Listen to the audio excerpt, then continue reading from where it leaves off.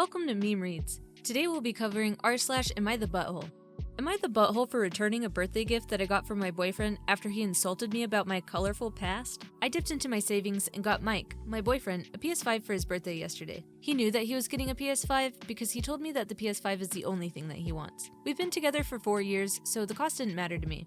That is, until I found out what he thinks about me. For some background, when I was 18, I was involved with Jake, a guy who I met online. We ended things after 3 months, and I shortly moved on with Adam, a guy from work. I found out a couple months later that Jake and Adam were actually really close friends, but I didn't know Jake long enough to meet his friend group, so I had no idea. After finding out, I took some time off of dating, and 2 years later, I met my current boyfriend, Mike. I was upfront and honest with Mike about my past and the fact that I was unintentionally involved with friends. He said that he understood my past and that it didn't bother him. Last night at his party, I showed up with the PS5 and him and his friends were screaming with joy. His best female friend Jessica laughed and said, "I wish I was a thought who could afford a PS5 too." I looked at her with an "excuse me" look on my face and she just said, "Never mind," and walked away. I confronted my boyfriend about it and he said, and I quote, "She's just messing with you, you can't take a joke." So I pushed further as to why this girl is even calling me names to begin with, and he said, "Well, everyone knows that you were a thought before you met me." I asked him to explain how I was a thought before I met him and he said, "You know, messing with best friends." He then pat me on the shoulder and said that it's okay because I'm not who I was back then, and if he could get over my quote colorful past and thought mentalities to give me a chance, then I could get over Jessica's comments and give her another chance. I didn't say anything. I just got up, took the PS5 from the gift table, and left. He was pissed. He literally called me like 20 times, but I didn't care. I was so hurt that I took the bow off and took it straight back to the store that I got it from. They happily gave me a refund for it. I thought that this was done, but Mike and all of his friends, including Jessica, are berating me for being petty, and they're all saying that I brought this on myself for making poor life choices. I responded to Mike, and I told them that he deserves better than me, and to go find someone who wasn't a quote thought, and to get a PS5 from them because I returned it. He started screaming about how I'm the biggest butthole for returning it and how I should be happy he ignored my quote colorful past. I'm thinking maybe taking it back went too far. Am I the butthole here? Alright, this story is already insane, but before I give any commentary, luckily OP has an update. So, turns out you guys were right, but we'll get into that. Firstly, I unblocked Mike this morning and I called him to talk. After a few hours of arguing, I finally got the truth out of him. He said that after I told him about my past, he was fine with it because it happened to him before. Then, he got curious about who Jake and Adam were. So, he went digging on my Facebook friends list and didn't find Jake, but he did find Adam. He then condemned me for having an X on my social media page, but I said that I don't speak to a majority of the people on my Facebook, and I wouldn't delete them. I just wouldn't engage with them. He said that in his eyes, that was a red flag, so he went digging, and that's when he found what he was looking for. He saw that Adam was well known and was well liked by a lot of women because of all of the women liking and commenting on his posts. And by all of the cars and trips that he posted, he knew that Adam had to be wealthy. He also admitted to knowing some of the women who were in Adam's comments. He then tried digging into Adam's friend list, but it was hidden. So he asked his female friend Jessica to stalk his likes, comments, and posts for someone named Jake. Sure enough, they found Jake. They saw that Jake drove an expensive car and came to the conclusion that I was only dating men for money. And just to note, Mike doesn't have any money, so his entire analysis was dumb. Anyway, I asked him why he didn't just come to me, and he confessed that for a while, he thought that I was interested in Jake and Adam for money, because that's just what women do. He then said that him and Jessica brought this situation up with his guy friends, and they all agreed that this is how the situation went. I was dating Jake, he introduced me to Adam, I found out that Adam had more money than Jake, I left Jake to sleep with Adam, and then started dating Mike. I questioned why I would leave Adam if this was all just for money, and Mike said that he thought that that was a lie, and that Adam had to be the one to leave me. Ouch. He then said that he contemplated breaking up with me over this for months, but as he got to know me, he slowly realized that I'm not that kind of person. I told him that he's basically full of it for dirtying my name with his friends. Then I asked him why he didn't just clear up my name. He said that whenever he brought me up to his friends, they all dismissed me as either a gold digger, a thought, or a woman who slept with men for money. And here's the kicker. Probably still have some of that money saved. They came to the conclusion that I must be with Mike for some ulterior motive, but he was too embarrassed to defend me. He also said that he was embarrassed every time I mentioned a male friend or tagged any guy on social media because all of his friends teased him afterwards. I remember him asking me not to like any other man's photos on social media and to not tag any guys, but I just thought it was because it made him feel uncomfortable, not because his friends were silently stalking me. After hearing all of this, I decided to end things with Mike. I told him that he's not a nice person, and I can't trust him anymore, especially because he knew that I was saving for months to afford this PS5. And he allowed his friends to think that I just got my money somewhere else. After ending it, I said, "Oh, by the way, have you ever slept with Jessica?" He said no, but after she found Jake, she suggested that they hook up if he ever needs to, quote, give back at me in the future. I asked what she meant by getting back at me, and he said that she was certain I would cheat on him with a wealthier man if I found one. He then said that he gave me the truth after all of these years, so I should forgive him and give him another chance. But I didn't. I just thanked him for the good times, the memories, and for dirtying my name. Then I hung up and blocked him again. Now, I think I'm going to take another long break from the dating world. Thanks again, everyone. Imagine buying someone a PS5 and they turn around and call you a thought. Anyways, OP, I'm glad that you got out of that situation. I mean, what colorful past do you have? You dated someone, and then the person you moved on to happened to be that other person's best friend. And then you ended it after you found out. I don't think anything about that sounds like a red flag, and I think your ex-boyfriend is just insecure. You get 0 out of 5 buttholes, OP. You did nothing wrong. You just literally gave this guy a PS5. Your ex-boyfriend, on the other hand, gets 3 out of 5 buttholes for not having your back in the relationship and insulting you in front of his friends. Also, he sounds like he's an insecure prick. How could he make that assumption about you solely based on the Facebook friends that you have? He had no right letting his friends treat you that way based off of his own insecure delusions. Am I the butthole for cooking food while my roommate's girlfriend was here and then offering her some? I'm a 21-year-old male from the South. I grew up in New Orleans in Texas, and my mom runs a catering business, and the majority of our clients were either at home in Louisiana or in Texas. I add this to say that I grew up cooking and helping my mom cook for the business. I was frying chicken and catfish when I could barely reach the stove, and making gumbo and buttermilk biscuits at a very young age. I'm currently in culinary school right now. I've lived in a rented house on the East Coast with my roommate, who's a 22-year-old male, for about a year and a half. He's not a good friend or anything, we just linked up because we both needed roommates in the area. He's good to live with, and we watch shows and movies together. We hang out and go out for drinks sometimes. I make friends easy being from the South and doing customer service related things since I was a kid. I know how to talk and charm and listen to people despite being more naturally introverted. My roommate's been seeing his 20-year-old girlfriend for like 6 months. I've met her a couple times and only really seen her in passing, but my roommate and his girlfriend had a 2-week break from school things, so during that time, she decided to stay with us for the 2 weeks. I was just doing things as I normally would. It got weird at first when I was about to mow the lawn, and then my roommate stopped me and said that he wanted to mow, which is weird because I usually mow. A couple days later, I was outside washing my car. I asked them both if they wanted me to do theirs, and she looked like she was going to agree, but then he looked at her very angrily, so then they declined. I cook pretty frequently at home as well, and usually let my roommate have some, so anytime I'd make food, I'd say that they were more than welcome to it, and this would get my roommate pissed. Weeks prior when she was here and we were all talking, she mentioned something about this specific kind of cheesecake that she really likes. So I made some, and I sent the group chat a text so everyone could have it. My roommate got pissed. I don't see anything as overstepping a boundary, as this is how I treat him and all my other guests. The other day, he told me how annoying it was to hear his girlfriend talk about, quote, how good your roommate's fresh baked bread is. I'm not trying to make him look bad or anything. This is simply how I was raised. If I bake 2 loaves of bread, I'm gonna leave it out for the house to eat. The cheesecake is just common courtesy to me. When parents come over, I make them pound cake because they like it. If a guest is coming, you get them or make them something that they like. Nothing is odd about picking up chips or making some tea for when guests arrive. That's just how I was raised. I just want to say that generally, we have a good roommate relationship. We're not best friends, but it's friendly enough. The only change is when his girlfriend's here. So no, I'm not looking for new roommates, or to be adopted, or to move in, but thanks though. Here's some other things that really upset him. I went to the grocery store and asked if anybody needed anything. I was frying chicken and offered both of them the first or best pieces right out of the oil. I changed the oil to my own car. I used a smoker in the backyard to make a brisket. I grilled and smoked in the backyard and needed a piece of wood cut in a certain way to hold something up. I cut and nailed some wood together in the garage. It feels like I can't even exist when she's here. I tend to try and see the good and the best in people, so I wasn't seeing him for being very insecure and was trying to look at him in more of a positive light. But he just texted me and said that I greet his girlfriend in too kind of a way, and it's annoying that I say, quote, be safe when she leaves the house. I say this to him and everybody when they tell me that they're going somewhere. He sends me a long text detailing that it's bad that I look her in the eyes when she's talking to me.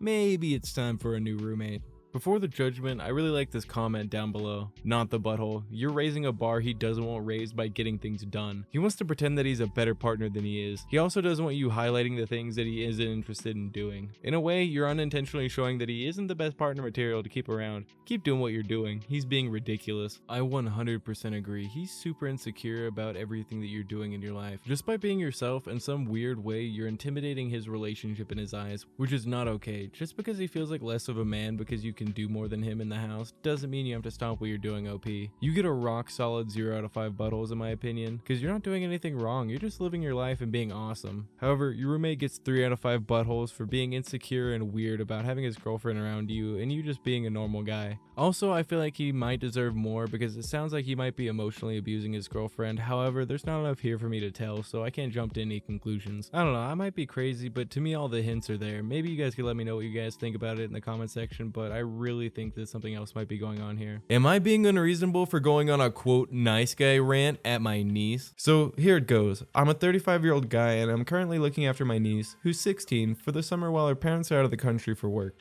I've been single most of my life. I've never really gotten the whole dating thing down. I've had my struggles, but that's neither here nor there. Here's the issue. My niece, let's call her Kay, is attractive and popular at her high school, and she's been dating football players since she started dating.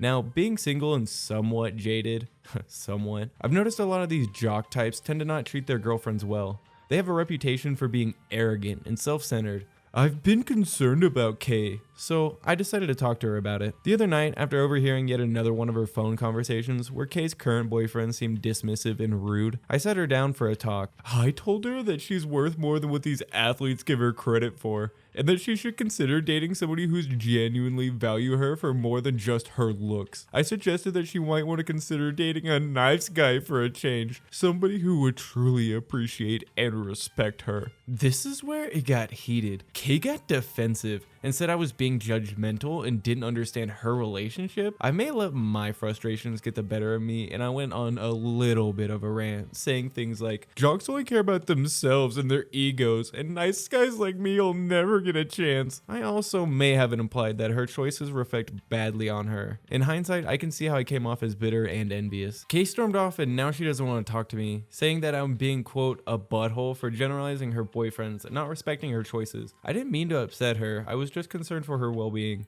Her parents also called me and told me that they've heard about the situation from Kay and are not happy about it.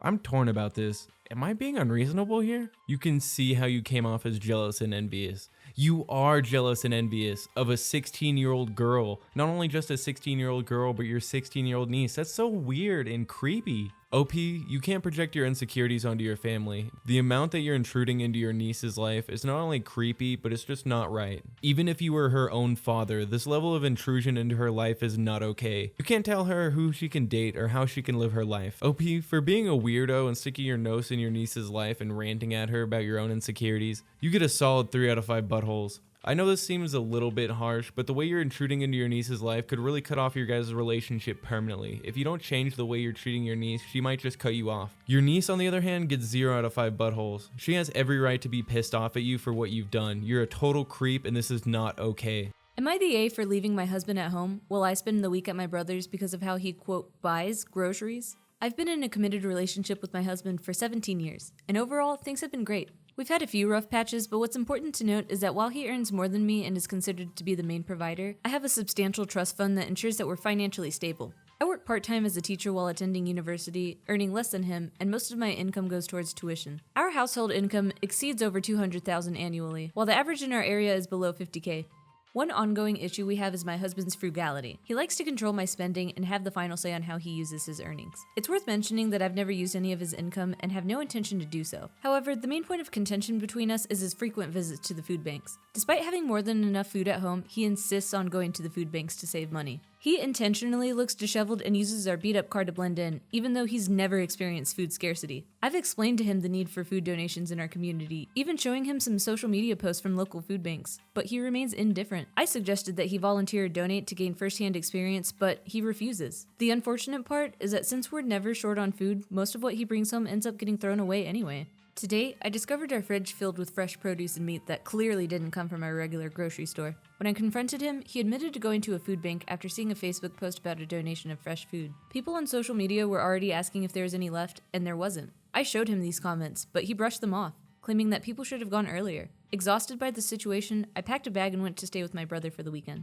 asking for space and to think things over. My husband accuses me of overreacting, being vindictive, and threatens to go back to the food banks regardless of my feelings. His family is also messaging me, calling me a butthole and urging me to stop interfering with his choices. So I turned off my phone, and now they're bombarding me and my brother with messages. Thankfully, he supports my decision and ignores them. All I want is to enjoy the rest of my weekend without being angry at my husband. Yes, I could let this go and not scold him, but the food he takes could have gone to people who truly needed it. I'm not leaving my husband, but I need a few days to gain some clarity. Am I wrong for wanting this space? OP, you are not at all in the wrong for wanting space from your literal thieving husband. He's basically taking free food from the people who need it the most. If your husband is making over $200,000 a year, then that means that he's in the top 10% of average salaries in the US. Plus, you have a rainy day trust fund just in case. Nothing's wrong with having a trust fund or this much money, but if you have this much money and you're still trying to take free food from people who need it, then you just have an addiction at this point. There's nothing wrong with being frugal with your money, but at this point it just sounds like your husband's being greedy. Anyways, OP, I think your husband gets a solid 4.5 out of 5 buttholes for literally taking and wasting food from people who need it the most. Am I being unreasonable for saying I'll drive myself and pay for my own room on the upcoming family vacation so I won't have to be a babysitter? I'm a 23-year-old guy and I was repeatedly stuck playing the part of helper and babysitter on family outings. I had to move out of my parents' house because I kept being forced to help with my 3 nephews. Last year, we took a family vacation in the summer to the coast. I rode along with my parents and they paid for my hotel room, only that I had to share the room with 3 rowdy boys because my sister and her husband wanted the room to themselves. I was promised time to do my own thing on the vacation, but I always ended up having to help with the kids. I complained to everybody about it, and I was reminded that I was there for free. And then we pretty much did the only thing that I wanted to do, which was a tour to an art gallery, which I like doing whenever I'm on the coast, but the kids always find it boring. This year, my parents have a beach trip planned for June, and they assumed that I'd be riding along the same as last year, but I refused. I said I'd be driving myself and paying for my own hotel to stay in, so I'd have my own room. My parents were shocked, and they tried to remind me of the cost. I said, no worry, I've got a good job and a decent running car, and I can more than afford it. That's when all the but this and the but that started. I told them the same as last time, that I don't want to be a babysitter, and that's why I'll be driving myself and paying for my own room. I want to be able to enjoy this vacation as an adult, and not be treated like a child like last year. My parents told my sister, and she called to blow up on me, that I'll be ruining the vacation if I'm off doing my own thing while she has to wrangle her 3 boys. I ended up yelling at her that last year all she did was rope me into her mess. I didn't really get to do much of anything that I wanted to do, and I was treated like a bad guy for wanting to go to an art gallery. I'm a grown man. I deserve my own vacation too. Now my sister's not speaking to me, and my parents are still trying to convince me to just ride with them to keep the peace. I'm still refusing, and the pressure is kinda getting to me. Am I being unreasonable for not giving in? I know they'll have a pretty hard time when they don't have another person there to help. Update. It's barely been an hour since I posted, but my sister is apparently a Reddit lurker in the mornings, and she saw my post. Not only is she furious with me, but she's also upset that no one in the comment section is siding with her. To make it short, she went on a big rant how it's hard to be a parent when she has triplets, and the least I could do is help because I'm young and single, and she needs a break. I stood my ground on my decision, and I'm now calling my parents to get them involved. I'm expecting a call from them any minute. Update number 2. Well, I'm off work now, so I can tell you more of what went down. I guess you could say it's over. My sister got our parents involved, and they looked at my post and were absolutely horrified by the continuous influx of commenters. Yes, they're very angry with me that I posted here, and I told them if they'd listened to me in the first place, I'd never have needed to do this. I'm sick of the whole keep the peace mentality that sacrifices me to placate my sister. They in turn went off on my sister. To make a long story short, the whole vacation has been canceled. The hotel wasn't even booked yet anyway, but my parents are arguing with my sister's blaming me, and my nephews are crying because they aren't going to the beach. My sister called me at lunch and basically implied that I have no life, which is why I have time to help. I recorded that and told our parents, and that's what they're currently fighting about. Small update number 3. I wasn't going to update again, but there's a little bit more. My parents said they won't ever push babysitting of my nephews on me ever again, and have agreed that what happened last year was unfair to me. Right now, they are very angry with my sister for telling me that I should help her because she thinks that I have no life. My sister is playing the victim, and my brother-in-law is basically saying, nope, to the whole mess, and spending most of his time at work. Thank you to everybody who's commented. You made my day. Speaking of everybody who commented, a big shout out to everybody who comments on these videos. It's really hard to make content like this sometimes, and it means a lot when you guys comment on these videos. I'm not going to say any names, but thank you guys. I really mean it. Now let me stop being mushy and let's get on to the commentary for this video. OP, you are definitely not being unreasonable here. I don't know how many people need to hear this, but I know parenting is hard, but they're your kids. Let me say it again. Your kids. They're not somebody else's kids that you can just pawn off when you need a break. If you want a break, pay for it. And I'm not trying to knock having a family member watch your kids for free. If they want to watch your kids for free, that's all up to them. That's cool, you know, they're doing you a big favor, but don't force it on somebody. It's not their responsibility. You had the kid, you raise it. OP, you get a rock solid 0 out of 5 buttholes. It's not your responsibility to raise your nephews. Your sister gets a 2.5 out of 5 buttholes for trying to force parenting on you during the vacations just because she needs a break. It's not up to you. Your parents, They would have gotten a 1.5, maybe a 1 out of 5 buttholes, but they did come to your side in the end, so 0 out of 5 buttholes from me. Am I the A for getting high so my relatives don't try to pawn their children on me? I live in British Columbia, and my family often hosts at our home because we live on a lake. However, I seem to always get roped into watching the kids, which means I don't get to enjoy my life when we have guests. My husband will drink beer with his brother and dad, and my mother-in-law and my sister-in-law will go to winery visits, and I end up at the house responsible for all of my nieces and nephews. So, last weekend, I made sure that I was high as fuck when they showed up. My husband and his brother had to watch the kids because I was in no condition. Their mom is pissed at me because she Trust me to make better choices. I told her that my free time is valuable and I wasn't free childcare. My husband had already had a few beers, so his brother had to stay sober. Poor baby. My husband thinks that I should have tried talking to them for the 50th time instead of getting messed up. I think they now know better than to not ask me if I even want to watch the kids. This post seems very similar to the last post. Why can't people just raise their own kids? You're not the butthole here at all, OP. It's not your responsibility to look after someone else's kids, especially if you didn't even agree to it. If anything, your husbands and your relatives are the bad guys here for blatantly being sexist. Just because you're a woman and you have the free time doesn't mean that you have to give up that free time to watch someone else's kids. OP, I'm gonna give you a 0 out of 5 butthole score because you didn't agree to take care of the kids, and you can do whatever you want in your free time. Am I being unreasonable for begging my girlfriend to uphold a sexist tradition so she can make a good first impression? I have a big family that's incredibly close. We have big family dinners every few months where we all get to meet at my great-grandfather's estate and eat together. Typically, how this works is that the women go and cook for the first time that they're there, and the men don't. I'm fully aware this is super sexist, but that being said, I'm one of the youngest people in my family, and my protest means literally nothing. Some of those women choose not to cook. However, this is usually met with a level of ostracizing. The women who don't cook are wives and long-term girlfriends, so they kinda already have a good family relationship doctored in. When I see new partners not cook, it's not good. Like completely ostracized, not speaking, cattiness, rudeness, etc. This dinner will be in 2 weeks and my girlfriend has asked if she would attend. Initially I said yes, which is great. I want her to meet everybody and for everyone to get used to her being around. But when I explained the tradition to her, she was understandably bothered. I told her that I understood where she was coming from, however, it's best for everybody if she just played along. I told her it isn't a permanent thing and I'm only asking her to do this so she can avoid bad treatment from the rest of the family. This is her first impression, and I don't think it's best if we cause waves. She told me that this is unacceptable, and if that she has to do this, she will not be going. I've tried to find a compromise with her, but she won't budge, and she's pissed at me. She told me that if I think this is acceptable to make her do this, I'm just as bad as everyone else. Well, my point is that she needs to make a good first impression. Am I being unreasonable? To be honest, I want to make some commentary on this post, but I think this comment wraps it up so perfectly, and I'll give a butthole score at the end. OP, you are being unreasonable. Why will my girlfriend abandon her sense of self-respect so that she can establish herself as a subservient woman tool so that my sexist family won't mentally and verbally abuse her? She just doesn't get it. OP, I know you're kind of trying to come from a good place by protecting your girlfriend, and this may sound a little bit harsh, but I think you deserve a 3 out of 5 buttholes, but hear me out. If you tell your girlfriend just to go along with this so your family doesn't abuse her, it's basically making this seem like it's all okay. You're just trying to tell her that, oh, it's just something my family does and it should be okay, it'll just pass on. This is abuse. You shouldn't just let abuse pass on. You need to stand up for this and put a stop to this now. This next post is by Throwaway I Tried. Reddit, am I being unreasonable for not trying harder to let my ex-husband know that our son passed away? Both myself and my partner were 28 when I found out that I was pregnant. We were together for 4 years. Personally, I didn't want the child. My work was offering potential advances within my position and I was excited for it. But after a lot of talking, we decided to go forward with the pregnancy. When I was around 20 weeks, just after finding out the gender, he disappeared. I couldn't contact him, and he wouldn't answer the phone or any of my messages. I got worried and messaged his mother and found out that he was living back with her and was overwhelmed with the situation. He kept paying his part of the bills over to my bank account each month, but I received no contact. I even tried going over there, but nothing. By about 27 weeks, I gave up trying.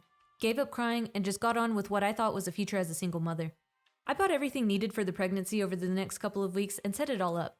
At 31 weeks, I started having pains, but it was put down to Braxton Hicks. And for those of you who don't know, according to Google, Braxton Hicks contractions, also known as prodromal or false labor pains, are contractions of the uterus that are typically not felt until the second or third trimester of the pregnancy. Braxton Hicks contractions are the body's way of preparing for true labor, but they do not indicate that labor has begun. Just before 32 weeks, my waters broke, and I went into labor, with the baby coming very quickly. He went straight into NICU.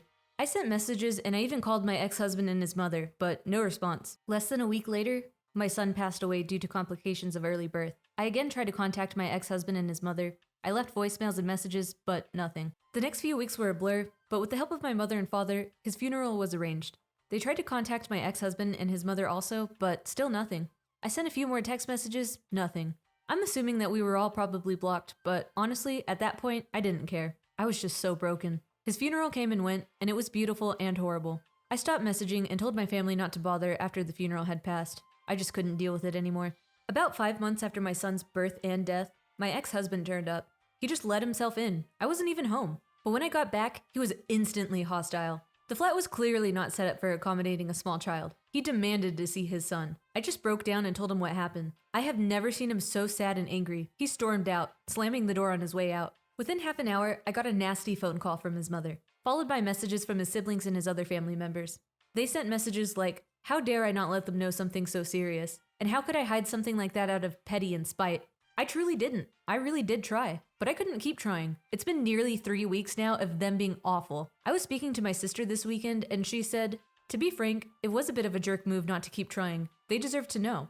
Was it? I tried so hard to let them know, but I was struggling so hard too. I lost my son too. Am I being unreasonable? Should I have done more? What? There is so much wrong with this, OP. You are obviously not the a-hole here. I mean, the audacity of your ex's family and your sister to even imply that you do? Oh my god, it's just insane.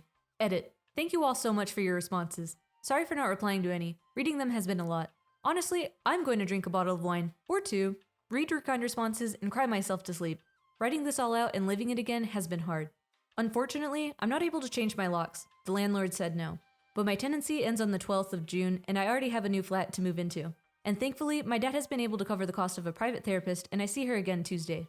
Thank you all so much again for your kind words. Second edit. If I had realized that this was going to blow up so much, then I probably would have just posted it on my main. If you see this post anyway, read it, Lewis. Then read it again.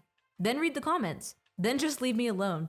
Thank you all for your comments. I'm going to show my therapist the post when I see her and talk it through. But honestly, this has helped a lot, even if I did cry quite a bit. I'm going to sleep now and won't be back on this post. But thank you all. OP, I'm really glad that Reddit helped you, and I'm really glad that you got help through a therapist. What he and his family did was unforgivable. They're absolutely trash people, and the fact that you could blame yourself even a little bit after everything that you've been through just shows how much they've put you through. He abandoned you when times got tough, and his family helped him do it. This was the hardest moment of your life, and the man who did this to you is running away like a child, and then he comes back to blame you after everything that you went through without him? OP, you get a rock solid 0 out of 5 buttholes. You made the best out of the worst situation anybody could possibly go through. However, the sperm donor who did this to you, he gets a rock solid 5 out of 5 buttholes for being a piece of garbage abandoning father, and then another 5 out of 5 buttholes for coming back and crying like a child when he abandoned his own kid. I think his family should get a rock solid 5 out of 5 buttholes as well for aiding and abetting that piece of trash. I know this may sound a little bit harsh, but because of my own personal experiences, I hate deadbeat dads. I can't believe even after he abandoned his child, he thinks he would have had a right to be in that kid's life.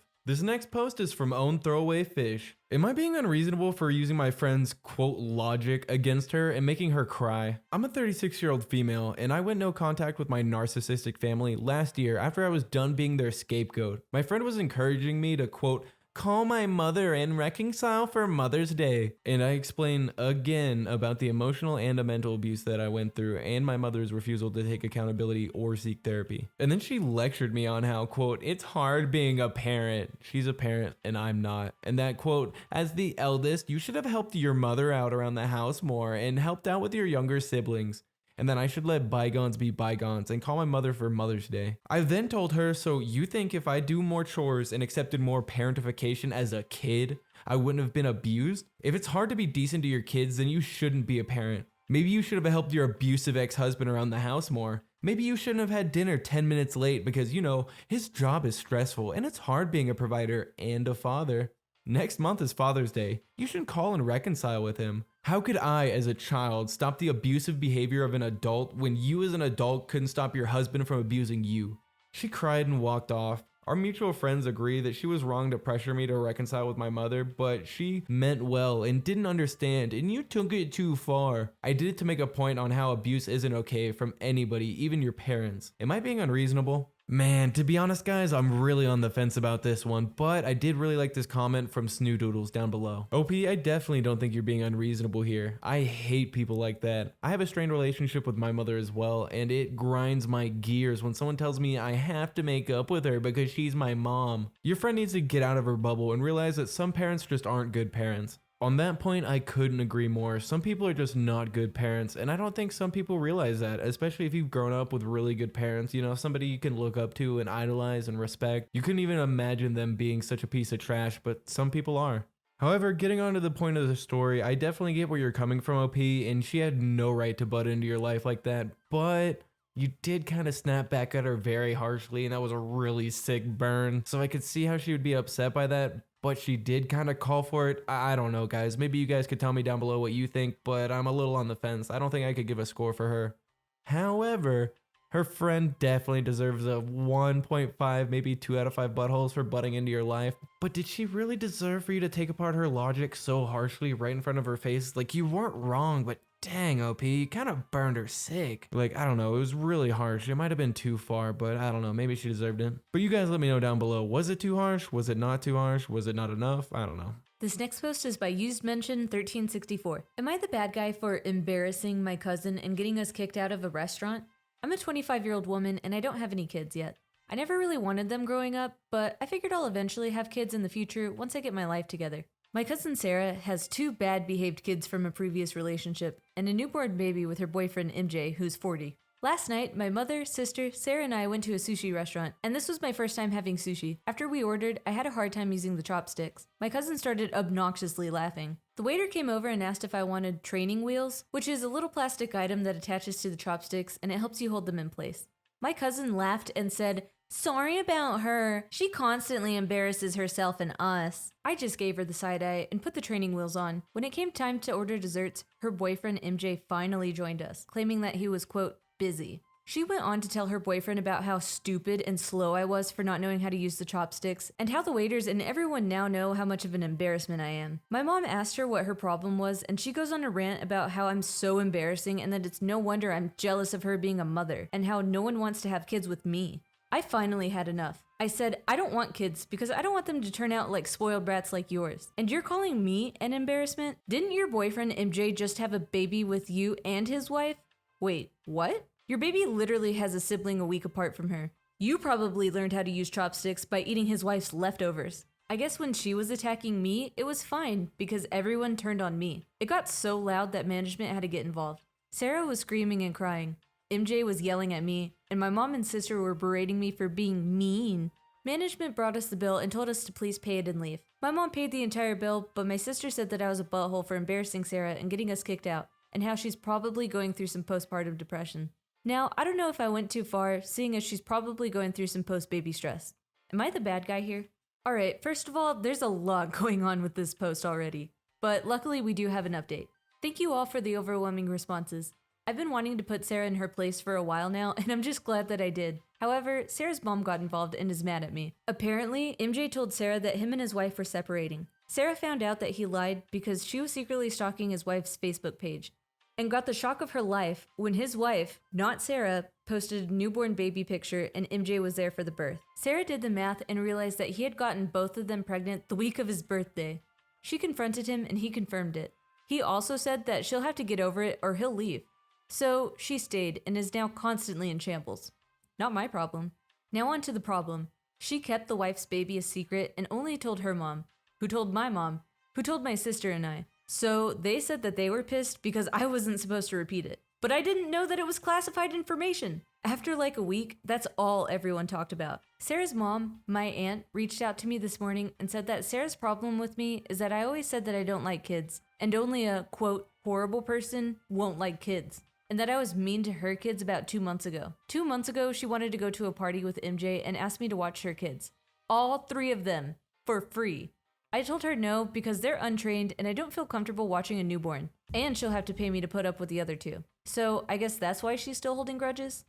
Regardless, Sarah's mom said that she was having a really hard time after finding out about the outside baby, who technically is the inside baby as Sarah's baby is the outside baby, but whatever. And she wants me to apologize for putting her business out there to everyone. She got my mom and sister involved, so I just called Sarah and apologized. She just said, "I don't care what you have to say," and hung up.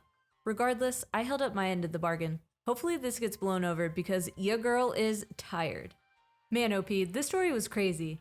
I don't think you're in the wrong here at all because you didn't know that it was a secret. But man, I love that when she was being a jerk to you, you really put her in her place. I'd give your cousin 3 out of 5 buttholes because there's just no excuse for being that mean at the restaurant. And because she has no right at getting upset at you for exposing her little secret for being a mistress. Honestly, cheaters get zero sympathy from me. I'm glad that her little secret is now all over the internet. This next post is from Zealous Ideal Weight. Am I being unreasonable for telling my husband that the nanny is in charge? My husband and I have 3 kids. The youngest is 10 months old, the middle child is 3 years old, and the youngest is 6. My husband has a high profile job and it means he's gone very often. I work a regular 9 to 5. We originally used daycare for our oldest, but my middle child was born right in the middle of the pandemic, so we hired a nanny. She originally worked when I did, but by the time the baby came around, I was very overwhelmed with doing bath time and bedtime on my own, on top of developing postpartum depression. After a breakdown, we spoke with the nanny and she agreed to adjust her hours, so she's helping me with dinner, bath, and bed. We've gotten close over the past 6 months doing this. In many ways, she's become like a third parent to the kids. She's so good with them. We've created a routine that works well. I tend to the baby during bath and bed, and she handles the older 2. It's a nice rhythm, and my mental health has gotten so much better. My husband isn't traveling all the time, but most nights he isn't even home for dinner and bed.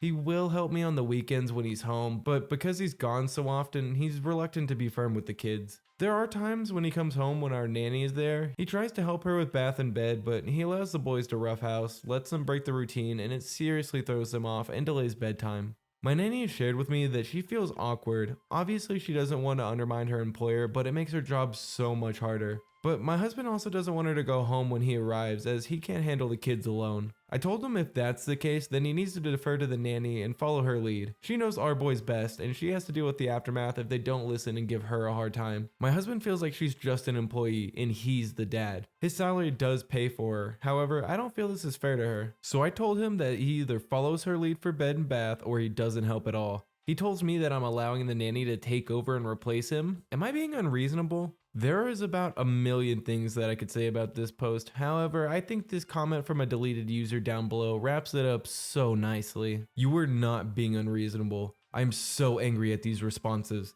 Your husband does not want to be a parent.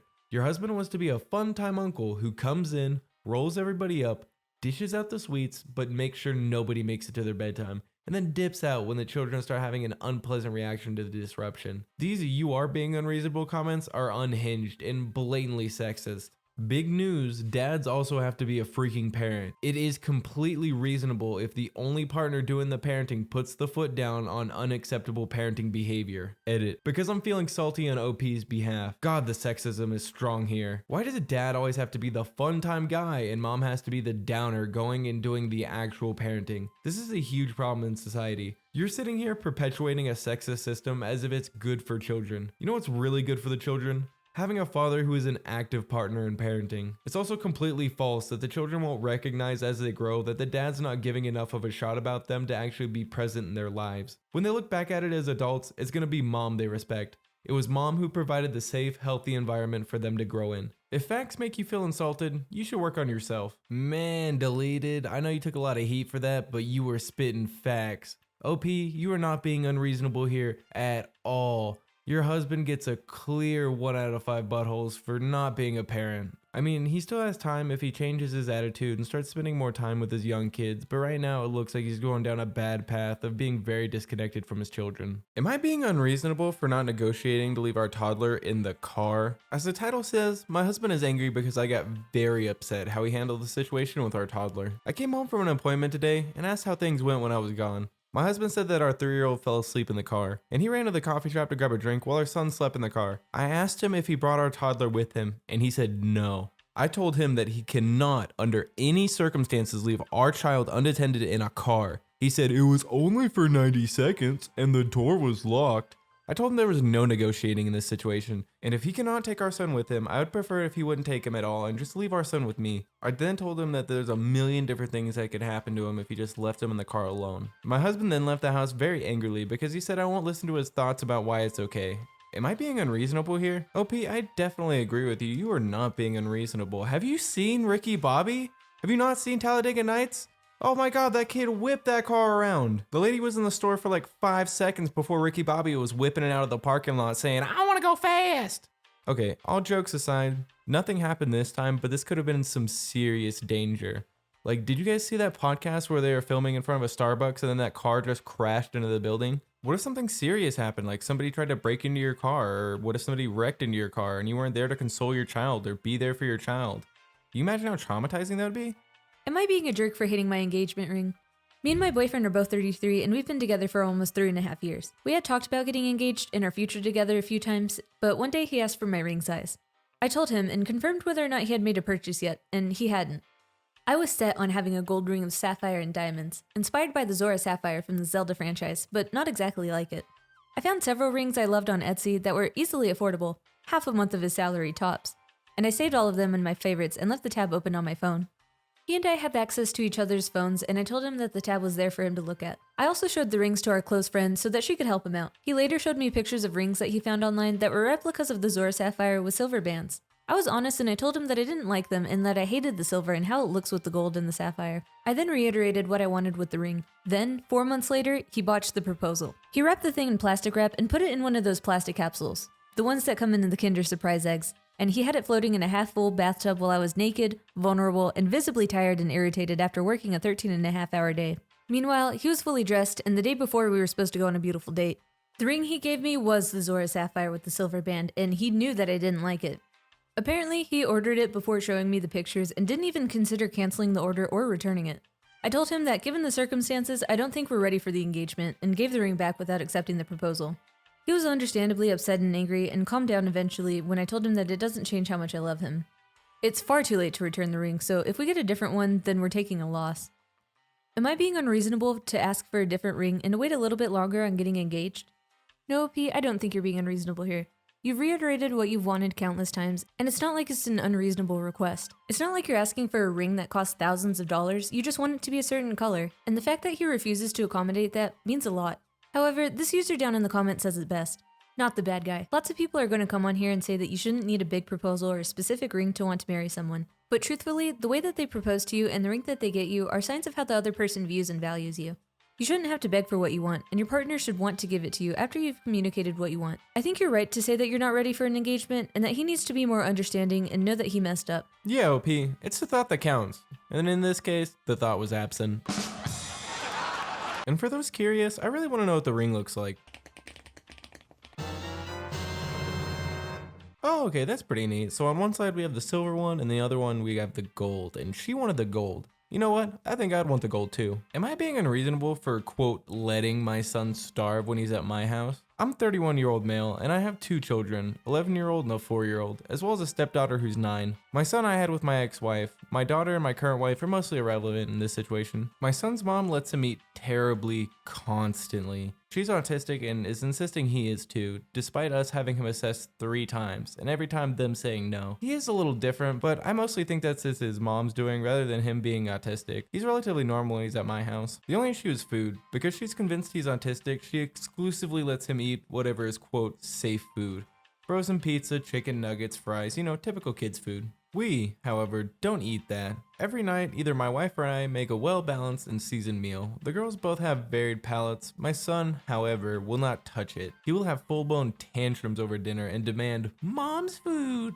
I do not give in. If he doesn't eat, he doesn't eat. It's the same approach we took with my stepdaughter when we were transitioning her to a healthier lifestyle, and now she's eating fine. He isn't required to finish his plate, but he is required to have a full bite of everything on his plate and not spit out his food. If he doesn't like it, he's welcome to make himself something else, but I will not, and it won't be frozen food as we don't stock it. My ex is obviously outraged and hates this. I feel like her reinforcing that I'm a bad parent is only making him fight me more. To be clear, he does eat. Breakfast and lunch usually go down fine, along with snacks throughout the day, but he just usually misses dinner. My now wife nor I think what we're doing is evil, but obviously we're the ones doing it. And I guess bad people don't realize they're bad? My parents actually agree with what we're doing, which is what made me second guess myself. They were not good around food. For example, they'd make you sit at the table until you ate all of your food. And if you didn't eat it, they'd serve it to you every meal until you did. I once had a meal that was actively growing mold. I don't wish to be like them at all. And now I'm concerned that we're doing it to him. However, his doctor nor the custody officer have anything bad to say about our methods. Still, Max hates it and claims that we're giving him trauma. I think he's just being stubborn because he knows mommy will fill him up with McDonald's the second he gets home. So, am I being unreasonable for letting him starve? OP, I really don't think you're being unreasonable. However, I'm giving you the benefit of the doubt because it sounds like you're a nice guy and it sounds like you've done this before and it sounds like everybody's really supporting you except your ex-wife. You didn't go into too much detail about how the situations usually go down, but I'm gonna assume that you're giving him a lot of varied options and you're really just trying to help him find something that he likes and something that's gonna be good for him as well. To be honest, this story kind of hits home for me because my parents did similar things to me when I was a kid, and at the time I hated it. I was so pissed off at them, but looking back at it in the future, I really think it helped me try new things and get out of my own headspace where I was just eating chicken nuggets and pizza, same as this kid. And now that I'm out of my comfort zone, I'm able to try things like seaweed, which brings me the most joy. Fried shrimp wrapped in seaweed dipped in your ramen broth is an experience I think every person on this planet needs to experience. Am I the jerk for not letting my nephew bring his service dog to my wedding? I'm getting married to my fiance in a few months, and we've been planning our dream wedding for over a year now, and everything's finally falling into place. However, there is one issue that has been causing quite a bit of controversy in our family. My nephew James has a service dog named Max for his anxiety and his panic attacks. Max is a well-trained and well-behaved dog, and he has been a great help to James over the years. However, I am severely allergic to dogs, to the point where I could have a severe reaction if I'm around them for an extended period of time. This is something that my family is well aware of. When we sent out invitations for the wedding, we made it clear that there would be a strict no pets policy due to my allergies. James and his parents approached us and asked if Max could be an exception, as he is a service dog and not just a pet. They assured us that Max would be on his best behavior and that he would not cause any problems. As much as I understand the importance of Max to James, I had to say no. My wedding day is supposed to be one of the happiest days of my life, and I don't want to risk having a severe allergic reaction during the ceremony or reception. I explained this to James and his parents, and I even offered to help find alternative accommodations for Max during the wedding. However, my decision has caused a lot of controversy in the family. Some of my relatives believe that I'm being selfish and inconsiderate, while others understand my point of view and support my decision. James is understandably upset, and I feel terrible about the situation. So, am I being the jerk for not allowing my nephew to bring his service dog to my wedding? I don't think you're the bad guy here at all, OP. It's your wedding, and understandably, you don't want to be sneezing throughout the entirety of it. I honestly think it's a little inconsiderate, considering that your family knows that you're severely allergic to dogs, but they still want to press this issue anyway. You even tried to help find accommodations for Max during the wedding, but yet they still didn't want to take you up on that offer. Anyways, I don't think you're the jerk here, OP. If anything, I think your nephew and his parents are the jerks here. Am I the jerk for screaming at little kids? I'm a 19-year-old girl, and I went to pick up my 11-year-old brother. When I arrived outside the classroom, they were still in class, so I waited outside. I overheard the teachers say that they were giving out their grades, and I decided to spy on them. In their school, they have an award system, so if you get a 90 to 95, you get an amazing award, and if you get a 96 to 100, you get the greatest awards. My brother usually gets around 95 to 100 and is really smart, but when he got his grades, he got a 94, and he started to cry about it. And I couldn't help but feel bad for him. That's when his classmates asked why he was crying, and they started to laugh and shout at him, because that's not bad of a score. I started to get mad, but hoped that the teacher would step in. But all she did was tell my little brother to be grateful and even threatened to make his grade lower. I was so mad that I ran into the room and started shouting and got so angry. My brother just cried while this happened. When we got to the principal's office, they got mad and made my brother's grade a 92 as punishment, which made me sick to my stomach. I apologized to my brother and we went out for ice cream afterwards to make up for things. The next day, my brother was bullied and he asked me to say sorry to the teacher. I obviously did, but after, I didn't know if I was in the wrong or if I did the right thing. Am I in the wrong here? I honestly wasn't sure if OP was in the wrong here or not, but this person down in the comments says it best. Everyone sucks here. I get you wanted to defend your brother, and that's really nice, but I don't think making a scene like this is the most appropriate way to go about it, and it could even create more problems for him. What kind of school is this anyway? Lowering a kid's grade for being upset? Also, be grateful for earning a good grade? What sort of madness is that? I definitely agree. Really? Lowering your grade to a 92 for punishment? That seems a little excessive to me. Anyway, I have to agree that this is an everyone sucks here situation. Am I the butthole for telling off my mother-in-law for insisting my daughter doesn't have a real vagina? To start this story off, my 4.5-year-old daughter has a stomach bug and has been having some diarrhea. My wife needed to take our son to an appointment and I needed to work from home today, so my mother-in-law came to watch after our daughter. My daughter needed to use the bathroom and I was going to excuse myself from an online meeting, but my mother-in-law said she had it. A bit later, my daughter came up to me and asked me to wipe her. I said, "Didn't grandma wipe you?" She knows how to wipe, but with her having diarrhea, we're helping her out. She said yes, but grandma wiped wrong. She said grandma wiped in instead of out. We've taught her to wipe out instead of in. I excused myself from the meeting to help my daughter wipe correctly. I went to find my mother-in-law in the kitchen. I asked her, "Hey, my daughter says that you wiped in instead of out." She says, "I wiped her. You think there's a better way?" I told her it's not healthy to wipe into the vagina. You need to wipe out. She said, "Oh, and you have a vagina?" I said, "No, but I have a daughter, and I won't let her get an infection by you wiping poop in her vagina." Ew. She said my daughter doesn't have a real vagina yet, and there's no chance of her getting infected. I said, "What? Of course she has a real vagina. She's a female." She said, "Girls don't have a real vagina until they're teenagers, and there's no chance of getting any infection because their vagina doesn't actually develop until they're a teenager." I was dumbfounded, to say the very least, and I got angry. Reasonably. Duh. I said to her, "You're a woman. You raised 3 daughters and I'm married to one. You can't possibly be this stupid." She told me that I'm out of line and said that if I can't appreciate her help, then she's leaving. I told her that's perfectly fine. In fact, I'm definitely more than capable of caring for my daughter than she is, and that she's welcome to get out.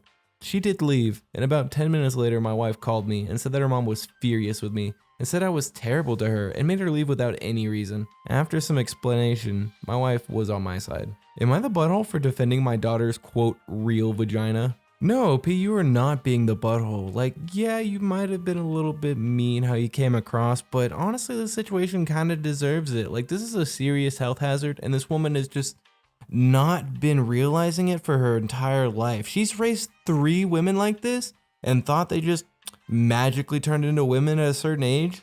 Jesus. OP, I give you a rock solid 0 out of 5 buttholes, and I give your mother-in-law like 3 out of 5 buttholes for being dangerously stupid. Like, come on, you should know better. This next post is by Shot Management 2196. Am I being unreasonable for refusing to give my stepson my engagement ring because he never treated me like family? I've been with my husband Bill for the past 20 years. Bill had 2 children from his previous marriage, Jim and Paige. We also had 1 biological child together named Harry. Jim and Paige's mom passed away when they were 9 and 5, and I met Bill around 2 years after his former wife had died. When I started building a relationship with the kids, I made it clear that I was not going to replace their mom, and I would be a trusted figure whom they could approach if they ever needed me. That being said, I made it an effort to treat them like I would my own child. I would take them to school, pick them up, take them to doctor's appointments, make their lunches, ask my parents to get them presents for Christmas and birthdays, etc. Both kids were somewhat hostile towards me at first, which I understood because they lost their mom. However, Paige eventually warmed up to me and saw me as a trusted confidant and a maternal figure. She didn't ask me, nor did I expect her to want me to adopt her, but she still calls me mom, which I appreciate. Jim, on the other hand, continued to be mean and hostile. I've never treated him poorly or antagonized him. Nevertheless, he would make misogynistic statements like, It's your job as the woman to clean the dishes. when I would ask him to clean his plate, or call me a witch behind my back. My husband told him many times that the way he was treating me was uncalled for and for us to go to family therapy, but he always refused. He eventually moved out after reaching adulthood. He continues to maintain contact with his father and siblings, but it's minimal between me and him, and even then, he doesn't really treat me that well. Now I have an engagement ring that is a family heirloom for several generations. It's been passed down from the mother to the oldest child, and my husband got the ring from my mom to propose to me. I told all 3 children about this heirloom a few years ago. Anyway, Jim currently has a girlfriend whom he intends to propose to. He called me out of the blue one day and asked if he could have the ring. I told him no, and when he asked why, I told him it was because of how he treated me all these years, and how he continues to treat me, and how I don't want my family heirloom going to someone who sees me as vermin. When he asked me whom it would go to, I told him it would go to Paige when she gets engaged. When he heard this, he lost his mind and accused me of playing favorites. I eventually hung up when he wouldn't stop insulting me and blocked his number. My husband is on my side, but his maternal relatives have been all blowing up my phone telling me what a butthole I am. So, am I the butthole? No, P, I don't think you're the butthole. At the end of the day, it's your ring and you can decide who you want to give it to. If he's going to treat you like trash and not accept you as a parental figure, then he has no right to your heirloom and you can decide who you want to give your engagement ring to. This next post is from username Snipe Hunt. Am I the butthole for asking my roommates to remove their adult toys from the bathroom mirror in a way that was not so kind? Last night, one of my roommates watched their adult toys in the bathroom sink and then suctioned them onto the mirror to dry. I used the bathroom shortly after. When I came out, I knocked on their door and they asked, "Who is it?" And I said, "Get your adult toys off the bathroom mirror," and then walked away. I went to bed later that night, and the following morning, both adult toys were still stuck to the bathroom mirror. And again, I told them to get their adult toys out of the bathroom. They told me I needed to ask them kindly instead of demanding.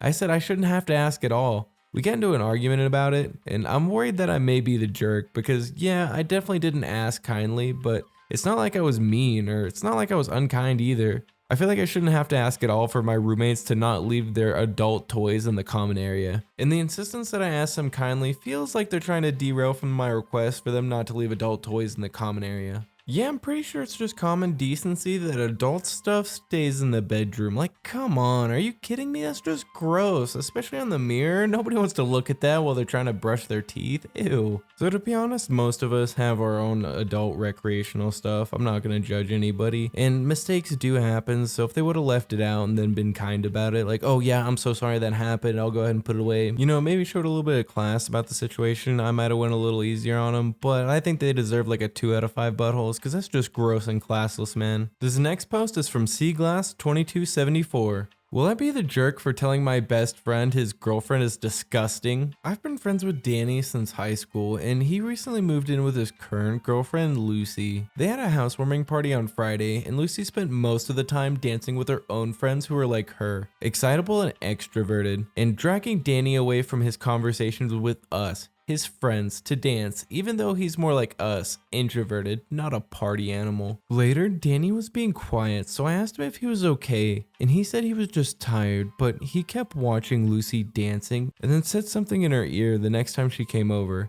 and she just shook her head and laughed at him. After she went back to her friends, I asked if it was bothering him how she was behaving, and he asked me to explain. I mentioned the attention-seeking dancing and the fact that she was wearing something really revealing even though other guys were at this party. Danny said it wasn't bothering him even though he sat with a moody face. At the end of the night, Lucy sat down with us and started chatting non-stop about how amazing the party had been. I pointed out, jokingly, that Danny obviously wasn't enjoying himself since he looked miserable, and Danny told her I was worried because he was jealous because of her outfit.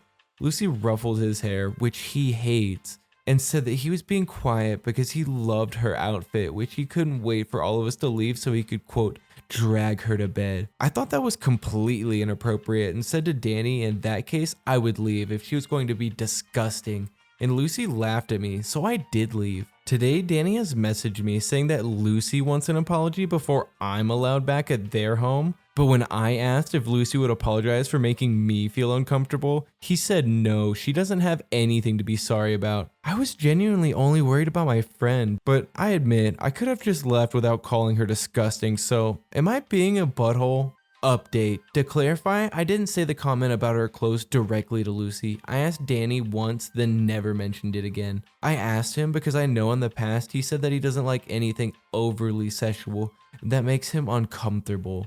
He's not the kind of guy who makes innuendos or anything. Also, I'm in no way jealous of Lucy. She's the opposite of how I want to be, which is fine. People can be who they want. And Danny, I already tried dating Danny years ago, but the spark just wasn't there. And it was completely uncomfortable after we tried being intimate and we both agreed that we're better as being completely platonic friends. I have a little bit of commentary for this post, but I feel like this user sums it up nicely. You are the butthole. Just say you want to date Danny and be done with the jealousy. Preach, bro, preach. Like, Jesus, girl, move on with your life. You're literally hating on this girl for no reason. You're just sitting over there just like, meh, meh. She's over there dancing and having a good time. Well, we don't like having a good time over here, you butthole. God, get over yourself. 3 out of 5 buttholes for just being a jealous witch. This next post is from Boizel123. Am I the butthole for yelling at kids for crawling under my table at a restaurant? My friend Jack and I, after a long stressful week, like to go to a local pizza place. It's not fine dining by any stretch of the imagination, but there are booths and tables for people to sit down. I see a large table near us of like 10 people, a few couples, and a bunch of small kids between 4 and 8. And the kids are running around the restaurant being loud while the adults are drinking wine and eating their pizza. I ignore the commotion for like 20 minutes when suddenly I feel a hand on my leg, and one of the little kids is crawling under Jack and my table. I wasn't thinking and I snapped at the kid, and I said, "Get away from our table!" The kid ran away and burst into tears. One of the parents at the other table came over and started tearing into me about how cranky and mean I was and how dare I yell at their kid who was just playing. Meanwhile, her and the other middle-aged 40-something parents are just letting their kids run amok and being loud and obnoxious while my friend and I are trying to enjoy a night out. I ripped her a new one and said, "How entitled do you need to be to think it's okay to let your kids just crawl under other people's tables?" She called me a jerk and then ran away in a huff. Am I being unreasonable for firing an employee after his parents died? I'm the vice president of sales at a software company, and one of our sales development reps passed away at the beginning of April. Sadly, they were involved in a car crash and both lost their lives. Now, the employee in question is a very young 22-year-old guy and has been with us for about 10 months now. He's a great employee, and we're thinking about promotions in the next 6 months for him. His job is a high-paying one for a new grad, about $90K with commission and base, so we expect a lot from his position. Because of the accident, we let him take about 1 month paid leave of absence from work, and he's returned a few weeks ago and his performance is severely lacking. He's super unmotivated, not making any sales, not reaching out to customers for the past 2 to 3 weeks, even though he's come back.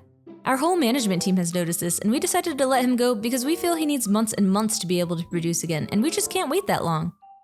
We called him into a meeting on Friday afternoon and gave him the bad news. He was very calm, but kinda rude about it. He told us to go F ourselves and got up and went to his desk and grabbed his things and left. I thought it was very, very unprofessional and extremely rude. I told my boyfriend about all this, and he said myself and my management team are a bunch of jerks with no hearts. Am I being unreasonable here? You are being 100% unreasonable here, and I think that this person down in the comments says it the best. You are the jerk for firing him without first going through the steps of describing his issues to him and giving him a chance to improve. He's been back for only 2 to 3 weeks. It's not about having heart. It's about making a dumb business decision for both you and him.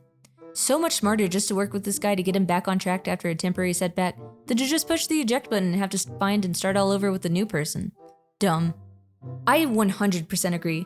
I mean, I get that a business has like a quota or whatever that they have to reach, but this guy just lost both of his parents in a super brutal car accident. He definitely needs more than just a month to process and grieve. The least you could have done is given the guy a little bit of a warning, like, hey, we noticed that your sales numbers aren't that good, so that's something that you need to improve on. But instead you just straight up fire him? Alright, OP posted an update in the comments. Holy F, this blew up. I know that this was pretty poopy of me now, and I reached out to him to see how he's holding up. He's staying at his girlfriend's place, and she's supporting him a lot right now. I offered to get my headhunter friend in touch with him when he's ready and he's accepted. I think OP definitely redeemed themselves a little bit in this update. You can't take back firing someone, but at least you helped him get back on his feet a little bit. So I definitely think that that's a step in the right direction. By the High Council of Jerkdom, you get 4 out of 5 jerkums! Am I in the wrong? I talked to my wife's boss about her being overworked. Now my wife is yelling at me about never trusting me again? My wife has been putting in 10 to 14 hour days chained to her computer for the past 2 or 3 weeks through the weekends as well. Edit, to clarify, the last 2 or 3 weeks have been 100+ hour weeks. The whole year has been bad with lots of weekends and working over vacations. Wasn't able to take days off for the holidays either. She's been screaming obscenities about her job, how she wants to quit, how it's ridiculous how hard she's working without any breaks. There's been multiple tear-filled days. I've been walking on eggshells doing everything I can to help around the house and get her anything she wants, but I'm on edge constantly watching for an explosion. Today, she was working through the weekend again. She was screaming about other people she worked with screwing her up, and I just couldn't take it anymore. I texted her boss. We work at the same company and I'm semi-friendly with him already, and said 1, there are limits for human beings, and 2, this kind of thing can't happen again next year. He agreed and he said he'd try to help. Either way, he did a crap job of keeping me out of his conversation with her about limits today, so she found out that I messaged him ASAP. Edit, that's me complaining about getting caught red-handed. Now she's telling me it was extremely misogynistic to message her boss to say that she can't handle her job, which I didn't say, and it's going to set her career back years. She says she can't ever trust me anymore to talk about her job or how she's feeling. Generally threw me in the doghouse. Am I the jerk here? I honestly don't know. I can't stand to see her strung out by work, but did I cross the line too far?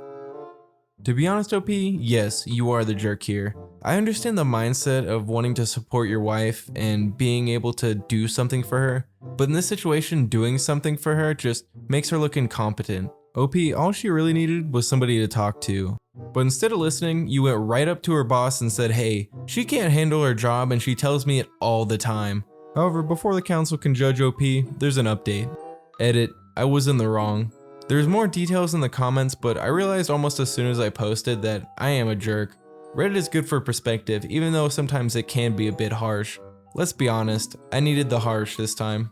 I talked to my wife this morning, apologized, and she asked me to apologize to her boss as well and never to speak to him again. Her boss was cool about the moment of weakness. He said he understood and that he would never let it affect how he treated my wife at work. All is certainly not forgiven, but we'll work through it one step at a time.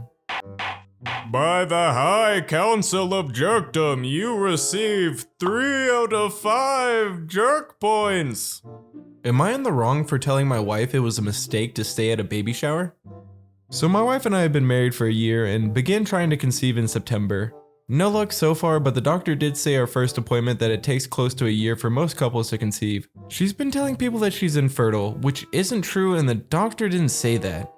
My wife and I went to my work Christmas party in mid-December, where my wife met my coworker's wife, Mary, and they took a liking to each other. Mary was pregnant and invited my wife to her baby shower, which was yesterday, and my wife sounded excited to go. I asked her when we are alone if she thinks she'll be fine. I know my wife and I know what typically bothers her. I know she wouldn't bask in the happiness of somebody else's pregnancy, so I urged her to think it through. She said she'll be fine and she was excited, so she went. The baby shower was yesterday, and about 40 minutes in she calls me and asks me to come. I was at a cafe nearby because I knew she wouldn't stay long. I find her at the entrance of the house crying and a bunch of women consoling her. When she saw me, she came to me and pulled me to the garden to talk. She said she was dancing and looked at Mary's pregnant belly and just couldn't take it anymore. She started crying and ran out. All of Mary's friends followed her outside to console her. I consoled her myself and said, "Okay babe, let's go. Where do you want to go? We can go for a drive so you can feel better." She looked at me weird and asked why we would leave. I asked why would we stay. She said she feels better now and she can go have a good time. I sighed and said, "Babe, you know that's not going to happen, and I doubt the attention will be on Mary after this, and that's not great. It's her baby shower and she deserves to be celebrated. I can't see how people are going to shift their focus from consoling you to celebrating her if you're still there." She rolled her eyes at me and said she was going back and that I could leave. 3 hours later, the party was nearing its end, so I went back to pick her up. My coworker and I stepped into the house and lo and behold, everybody's sitting in a circle with my wife being the center of attention. Coworker looked for his wife and she wasn't there at all. He called her and he said that she'd left ages ago. My wife and I entered the car and I first asked her how she was feeling and we spoke about it for a few minutes. Then I asked her what happened and why Mary left. She said, "Oh crap, Mary? I forgot to say bye to her." I told her Mary left ages ago. Then I said, "I know you're going through a hard time, but why on earth would you put you and her friends through this? If they consoled you for a few minutes, that's fine, but the entire party, we really should have left earlier." She looked at me so offended and said, "Are you Mary's husband or mine?" We stared at each other for a while and just drove home in silence. I told her I want to talk to her in the morning and to get things sorted out, and she ignored me and left the house. No, P, you're not the jerk. You and your wife are going through an incredibly hard time, and I couldn't even imagine what you guys are going through. However, that does not give your wife an excuse to act like a petulant child. This party is for her friend, not her. You tried to warn her multiple times that this was going to be a bad idea, and she wanted to do it anyway. Why? Because she wanted the attention. She doesn't care about her friend. She just wants people to be, "Ooh, boo-hoo, are you okay? I'm worried about you." Honestly, it's kind of pathetic. However, let's see what the council has to say about this. The council has found OP, not the jerk. However, his wife shall receive a score of 3 out of 5 jerkums. Am I in the wrong for humiliating my friend in order to make a point? Here's some background information for the problem. I hosted a dinner party a few weeks ago at my place. Everyone was having fun, and the topic of moving out and charging your adult children rent came up. I'm not American, and if I'm being honest, I didn't even know that this was a common thing. I told my friends that in Brazil, this would be looked down upon, and that I didn't even know a single person who paid rent to their parents. I have 3 grown sisters who live at home, and no one pays a cent. I finished my speech by saying that it's fine if they disagree with me, but I personally would never charge my children rent if I wasn't struggling. My friend Amy said that someone from a third world country wouldn't understand, and that my sister shouldn't freeload. I told her that it wasn't like that. My parents love to have them around, and that it's common, if not expected, to live with your parents until you get married or find a lifelong partner. Amy replied by saying that my culture is backwards. I tried not to get offended over her choice of words and said agree to disagree. Back to the present. I hosted again last night and told my friends that my older sister is getting engaged. Amy proceeds to ask if she's finally going to grow up now, or if mommy and daddy will pay for her rent elsewhere. I was sick of her little comments, Not the only thing that she said these past weeks, and said no. My sister is buying her own condo with my brother-in-law, and that maybe she could do the same if her parents didn't charge her $1,000 a month plus utilities. This erupted into a fight, and dinner was cut short. Some of my friends think that I should apologize to Amy to keep the peace, but I don't think I should. Am I in the wrong here? OP, you're definitely not the butthole. Amy was being super rude, and you're just giving it back. I honestly don't see why your friends are so divided over this. The council has spoken. OP is not a jerk. However, her friend is very culturally insensitive and will receive a 2 out of 5 jerk units. Am I being unreasonable for forcing my son to use a bidet and threatening to talk to his friends or take him to a doctor about his underwear? For some reason, my 14-year-old son cannot properly wipe. This was never a concern to me, as his mom did the laundry. Unfortunately, she's sick right now, so I've taken over the household chores that she used to handle. My son is still responsible for his, and I do mine as well as hers. First day I did the laundry, I gagged and almost puked from his underwear. If he were 3 and not fully potty trained, I might understand how they ended up like this. But he's a healthy young man. He should not be leaving his butt this unwiped. So I talked to him about it, and he said he'd make an effort to do a better job. Nope. No changes in the situation. So I went to the hardware store and I installed a wand bidet in the bathroom he uses. We already have one in ours. I told him that he either had the choice of using the bidet or washing his own underwear. He doesn't know how to use the washing machine and he refuses to do them by hand. He started going commando, which just meant the problem is in his genes now. So I said we might need to go to the doctor and see what's wrong with him, if it's physical or psychological. I also said that next time that his friends were over, I was going to ask them if they left their underwear in the same condition. I would never actually embarrass him like that. I really just wanted to scare some sense into him, but he said I was being the jerk, and he called his mom and told her what I was gonna do. She said that he was just like that, and that I could deal with it until she was better. I really don't think that's a great plan. If this kid never learns how to wipe his butt, he'll never get a girlfriend unless they have a poop fetish. I'm not kink shaming him if that's his thing. He started using the bidet, but he says it's gross and weird. I said it's grosser and weirder for a 14-year-old to crap his pants every day. We're both stressed about his mom, but the situation isn't because of her. I asked her, OP, you are not being unreasonable. This is insane. I can't believe your wife is coddling your poopy pants 14-year-old. This just doesn't make sense to me. Not only are you not being unreasonable, but this is an actual health hazard. Your wife might be getting sick because of this. Well, I don't think so, but maybe. It's just gross. Am I being unreasonable? I didn't attend my son's wedding. I instead spent the evening with his ex-wife. Quick backstory. After graduating high school, my son moved 3 states away for college. At 19, he married a girl that he'd met. I tried convincing him to wait because personally I felt he was too immature. They both dropped out and moved back here to his hometown. At 20, they had their first child, a beautiful little girl. 16 months later, my daughter-in-law gave birth to their second child, a little boy. After the first baby, my wife noticed that our daughter-in-law wasn't happy. We both thought it was postpartum depression related, but just after the second child arrived, my son and his wife separated. She'd bring the kids over to visit, and then she began unloading on us. I know there's 3 sides to every story, but considering I know my son, I believed her. I sat my son down numerous times to speak with him regarding his marriage. He refused to take any responsibility, blamed her for everything, even when I directly pointed out where he was solely the problem. They got into counseling. For a year, things were okay on the surface. Our daughter-in-law filed for divorce. My son 3 days later was on Facebook announcing his new girlfriend. A month later, they were engaged. My son had forced his then wife to become a permanent stay-at-home mom at the birth of their first child. She of course had no other family or friends here. She knew nobody aside from him. She had nowhere to go with 2 small children. Without telling my son, my wife and I had financially helped her and got her into an apartment. Before the divorce was even finalized, we received a wedding invitation. I made it clear to my son I would not be attending, and they would not have my blessing. His mother told him that she would see to it that I would attend. I stayed consistent in my decision. I also asked him not to bring his fiance around our house, just out of respect for the mother of his children.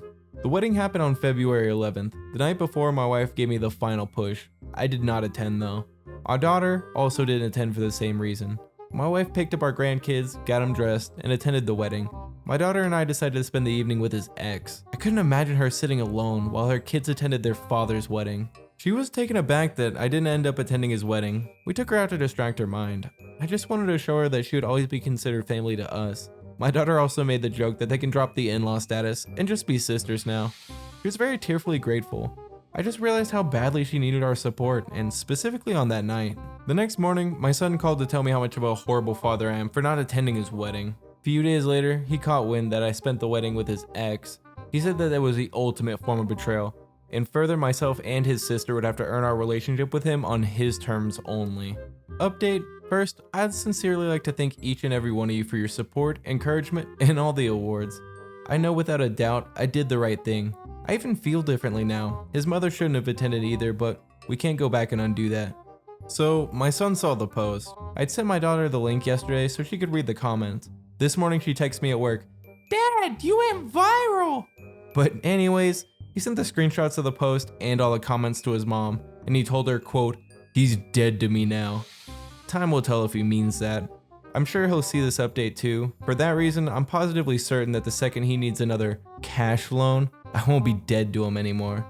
His mom told him, quote, "Your children have to be your #1 priority. They're not just some disposable item you can leave behind when one chapter of your life closes." Maybe one day he'll understand that.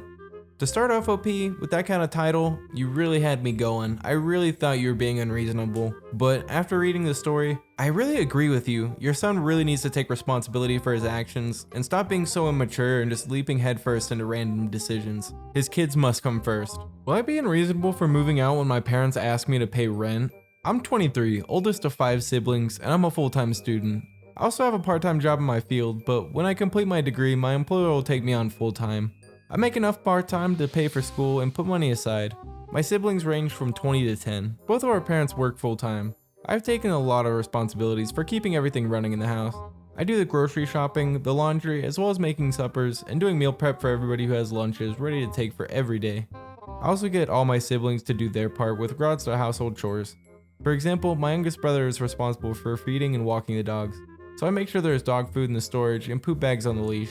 My dad works very long hours, and my mom works 9 to 5 at a very hard job. Over Christmas, I had a chance to buy a PS5 for myself, so I did. The rest of the family is still using a shared PS4. I keep mine in my room, and I do not share. My parents started fielding complaints from my oldest brother about how I make so much money, and I don't share things that I buy for myself.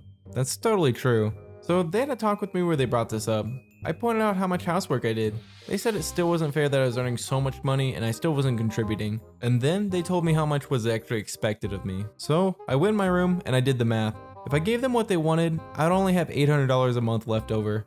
But if I dropped a couple classes next semester, I could go full-time with my employer. And then I'll only need 1 more year till I graduated with my 2nd degree. But then I could afford my own place and I'd have more free time and disposable income. So I packed up and moved out. Everything I owned fit in 1 car. I stayed in an Airbnb for 2 weeks till I could get everything sorted out, apartment, school, and work, but it was great.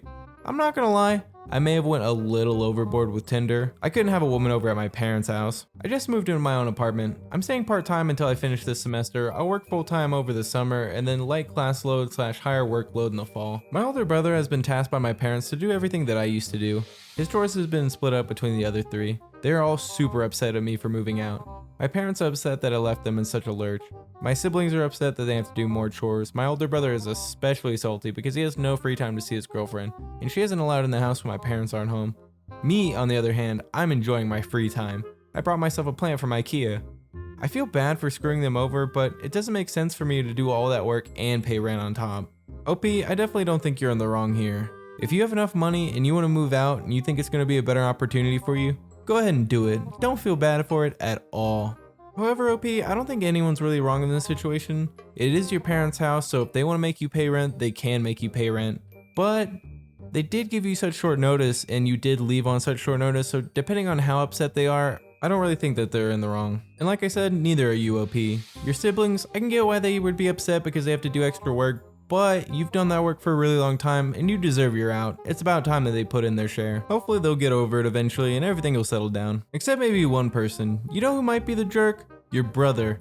How can you be 20 years old and complaining to your parents that your brother has a new PS5? Like, get a job. Am I being unreasonable for telling my fiance that my friend's trauma is more important than her comfort? My friend lost a parent a 1.5 years ago, which led him into a mental health crisis. Our friend group has been picking up the pieces ever since. He's doing much better now, and he's in therapy, but he's definitely gone through it. What has complicated matters worse is my fiance.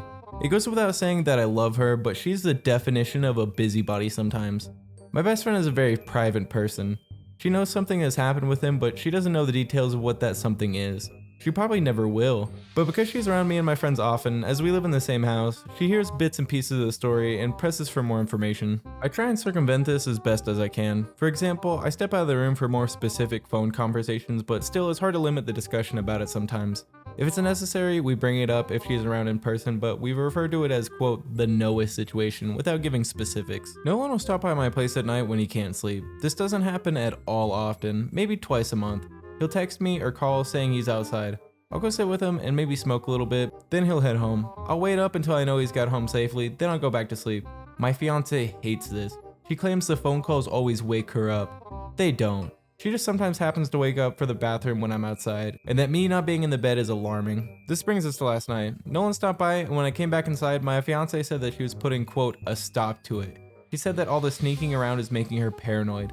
She doesn't feel like she can properly trust me or be a part of my friend group without knowing the details, and that Nolan needs to stop relying on me so much. I told her that no matter whether we're married, dating, or whatever, she will never have any ownership over my friend's trauma, and that she's never going to be able to order me around in regards to it.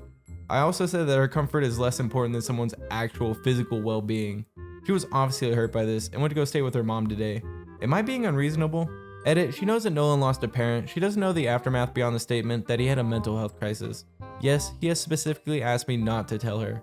Edit 2. This is not something that we, quote, constantly talk about in front of her. I'm just giving examples of what happened over the past year and a half. OP, yes, I do think you're being unreasonable, but I think this comment down below sums it up best. You are being unreasonable. Imagine everyone talking code around you, your fiance stepping out to make phone calls, and having secret meetups in the middle of the night that you can't talk about. Being excluded, it made to wonder what degree would make anyone crazy. If she came here, I'd tell her to leave you immediately.